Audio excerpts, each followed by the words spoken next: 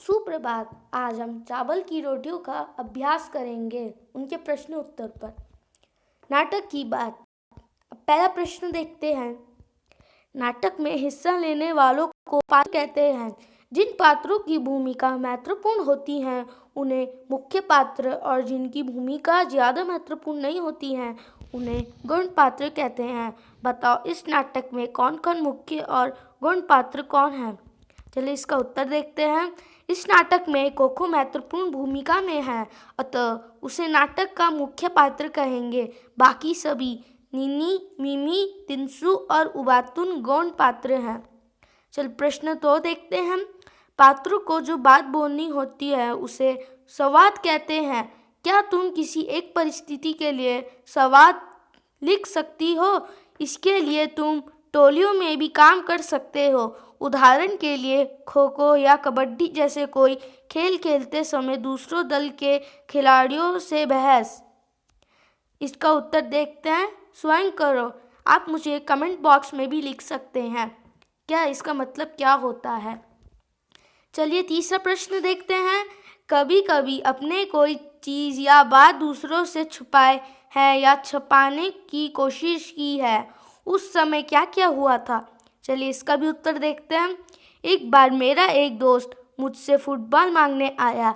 मैंने देने नहीं चाहता क्योंकि मुझे पता था कि वह उसकी हवा निकाल कर मेरे पास लौटने आएगा।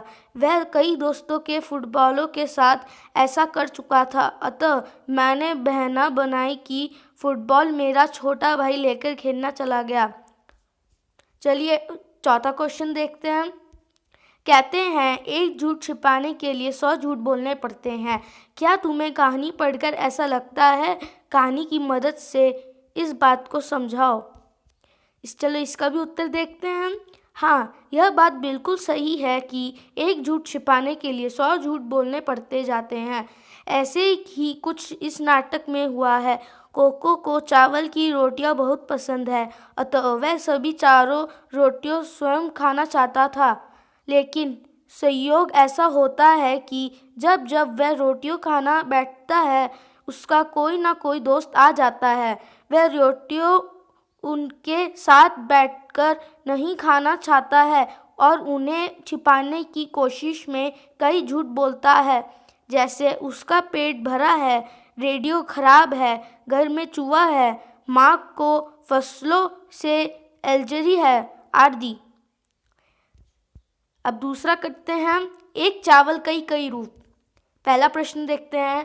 कोको की माँ ने उसके लिए चावल की रोटियां बनाकर रखी थी। भारत में विभिन्न प्रांतों में चावल अलग अलग तरीके के इस्तेमाल किया जाता है, भोजन के हिस्से के रूप में भी और नमकीन और मीठे पकवान के रूप में भी। तुम्हारे प्रांत में चावल का इस्तेमाल कैसे होते हैं? घर में बातचीत करके पता करो और एक तालिका बनाओ।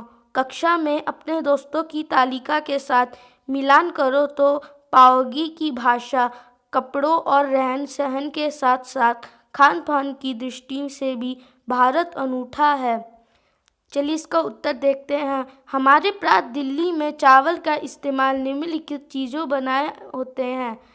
खाने में प्रयुक्त सादा चावल, नमकीन पुलाव, मीठा पुलाव, रोटी। दूसरा प्रश्न देखते हैं। अपनी तालिका में से चावल से बनी कोई एक खाने की चीज़ बनाने की विधि पता करो और उसे नीचे दिए गए विधियों के हिसाब से लिखो। चलिए इसका उत्तर देखते हैं। चावल का नमकीन पुलाव बनाने की विधि। सामग्री: चावल, गोभी, मटर, गाजर, आलू, धनिया पत्ता। विधि: सबसे पहले सभी सब्जियों को धनिया पत्ती नहीं अच्छी तरह धोकर काट लो। फिर चावल को धोकर हल्का सुखा लो। फिर उसे घी में भुनाकर निकाल लो।